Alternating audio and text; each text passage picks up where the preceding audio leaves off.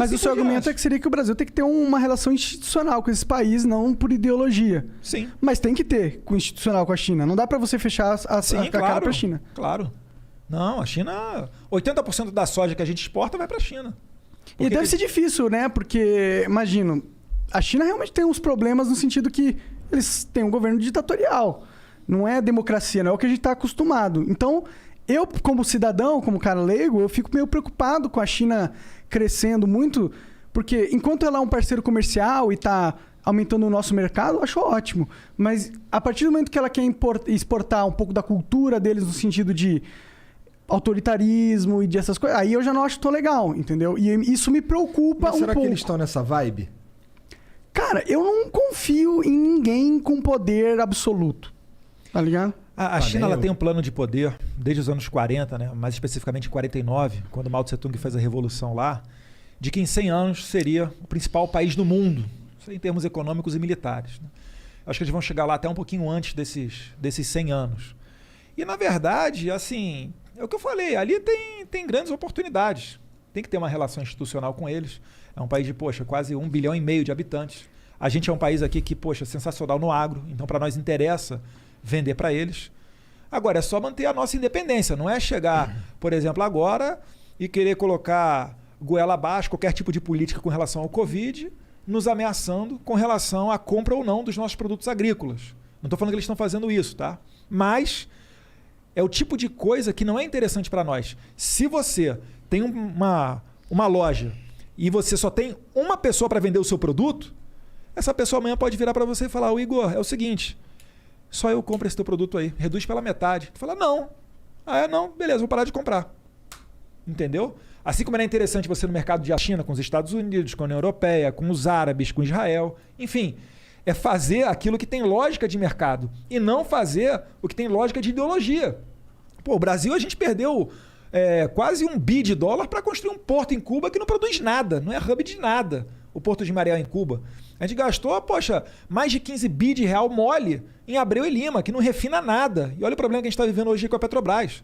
A gente é dependente do refino internacional.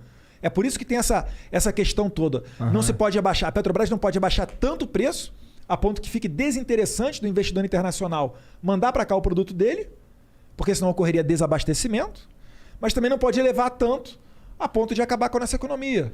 Então são questões sensíveis que estão jogadas todos os dias. E tá rolando uma treta nesse sentido agora, nesse exato momento, né? Sim. O Bolsonaro deu a declaração dele, 100 bilhões de dólares. Dólares ou reais? Reais, né? Não sei. Bom, 100 bilhões de algum dinheiro aí muito... De Bitcoin. Nossa, se fosse de Bitcoin. De Flowcoin. Flowcoin. Então, foi... Botar o Banco Central na cola de vocês, hein? Flowcoin aí, ó. Não, mas não é moeda de verdade, é só um crédito. Sai fora, Banco Central. Mas ele meio que, ok, eu entendo que isso é um problema, eu entendo que os caminhoneiros iam fazer greve se você não fizesse alguma coisa pra diminuir o preço do diesel. Eu entendo essa porra. Mas o como você faz também é muito importante. Né? E eu sinto que o Bolsonaro ele não tem muita maleabilidade nesse sentido, porque teria milhares de formas de fazer o que ele fez. Existem várias que não acarretam na Petrobras perder 100 bilhões de valor de mercado do dia para a noite, entendeu?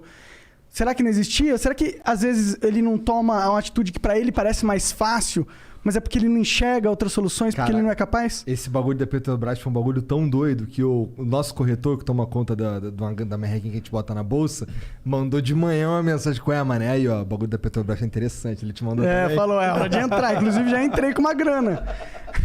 Mas... Agora tá baixo, compra agora, cara. Quando o Lula e Silva assumir, tenho certeza, cara, ele vai colocar para bombar. Pelo seguinte, outra coisa, o mandato é de 2 anos, estava prestes a acabar. O que eu fiquei sabendo, é bom tomar cuidado com as palavras, tá vendo? Ó? É que poderia ter sido dado, nesse momento agora, esse último reajuste, um reajuste abaixo. E parece que, só de birra, o presidente da Petrobras deu um ajuste a maior do que seria necessário. Por que o presidente da Petrobras está agindo como uma criança? Boa pergunta. Chamar ele aqui no Flow. Seria ótimo, pode vir. Ele não é um cara incompetente. Agora, o presidente é uma pessoa totalmente aberta. Outra coisa, o presidente lidar com os caminhoneiros. Parece que o presidente da Petrobras não. Então, assim, tudo que faz sentido, se você apresentar para o Jair Bolsonaro e explicar para ele, e ele é extremamente inteligente, ele vai adotar. Ele fala, não entendo nada de economia. O Paulo Guedes senta lá, explica isso, isso e isso. A gente está tendo o governo mais liberal de décadas. Agora, não se dá Mas é que olha a competição também do cara, né, mano? Mas brasileiro é que elegia. Não, tudo bem, eu entendo, mas tipo... Ok, ele tá sendo muito liberal, mas ele poderia ter sido bem mais, tá ligado? Isso que eu tô falando. Eu gostaria que ele tivesse Eu gostaria de ter privatizado um monte de coisa já. Por que não... Tipo, em vez de trocar a porra do presidente, por que não tira o monopólio da parada? Porque o problema é o monopólio da Petrobras, não é? Também. Então por que você vai atacar um sintoma em vez de atacar o problema de verdade, tá ligado? A doença de verdade. Tinha medida provisória caducando na Câmara porque o Rodrigo Maia não aprovava. Você acha que ele ia realmente deixar a gente marcar um gol com privatização? Então é a Câmara que tá bloqueando. Agora a gente tem um horizonte muito melhor. Você vê só, já estamos falando em privatização da Eletrobras. Poxa, isso aí, tempo do Rodrigo Maia, esquece. Não tinha como. Por que o Rodrigo Maia fica de birra com vocês? Por que ele é o inimigo político de vocês? Tão forte, ferrenho? Porque talvez o que ele queria, a gente não deu para ele. Ele estava acostumado com outro tipo de negociação e a gente não estava permitindo. Será que é só isso? Pergunta para ele. Porque tá rolando umas negociações no governo Bolsonaro, né? Sim, algum diálogo tem que ter. Ora, é o Congresso Nacional. Eu entendo assim que é institucional, de certa forma. Mas... Antes reclamavam que ele não tinha governabilidade, que ele não conversava com o centro. Agora tá conversando com o centro, etc. Então fala, tá se... Calma aí, cara. 2 anos e meio quase, sem nenhum escândalo de corrupção. Em 2015, no último ano de Dilma... Nenhum grande escândalo de corrupção. As estatais me apontam...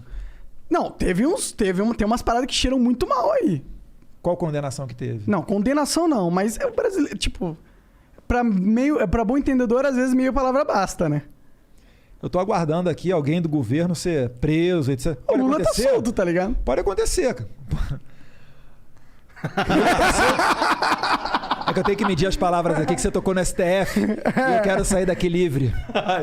Entendeu? Eu vou dizer aqui, eu reprovo totalmente a atuação do STF. Em toda a minha vida que eu vi eles fazendo coisas, parece que eles usam o poder que eles têm de uma forma totalmente autoritária, de uma forma que visa apenas os interesses políticos dele e não necessariamente eles estão olhando para parar de uma maneira lógica, de uma maneira para entender qual que é realmente a interpretação correta da lei. Parece que eles usam a interpretação da lei para os objetivos deles. Eu tenho essa sensação como cidadão. Não estou imputando nenhuma falha de caráter a nenhum específico, apesar de eu não ir muito com a cara do Gilmar Mendes e nem muitos outros. Nenhum deles, na verdade. Nenhum deles. Nenhum deles eu olho pra eles e eu falo, caralho, esse cara é um cara sério pra caralho. Tá ligado? E tá lá. Tem um cara, você fez um olhar, quem que é o STF sério aí? Não, tô pensando, tô fazendo assim, calma. Bota essa ajusta na próxima pergunta. Não, que eu achei que você tinha pensado em alguém mesmo. Só, que o STF é um universo livre, muito... hein, cara? O STF é um universo muito reduzido, são apenas 11. Né? Agora, se você comparar, por exemplo, com a Câmara, cara, é que o exemplo negativo sempre é o que vai ficar. É difícil você destacar as pautas positivas. Mas a Câmara também é uma merda, às vezes tem, cara. Às vezes tem. Eu, quando eu estava estudando para concurso, eu acompanhava, assim... Tem um sistema que você recebia no e-mail chamado de sistema push. O concurseiro normalmente está acostumado com isso, que são as decisões do STF, que viram jurisprudência, etc. E aí você começa a acompanhar os ministros. Pô, cara, gostei dessa daqui. Daqui a um mês tu... pisou na bola, não gostei. Então, assim, é difícil você analisar e falar assim, gosto de todos, etc. Você não vai achar isso, porque só você é igual a você. É verdade. Ninguém vai pensar igual a você. Sim, mas entendeu? Dá pra ver algumas decisões que, tipo, mano... Eu já vi uma vez um ministro falando que ele primeiro forma a convicção pessoal dele e depois ele corre atrás da lei pra ver onde é que ele vai embasar. Porque a lei, ela tira pra tudo quanto é lado. Você pode manter um cara solto ou um cara preso,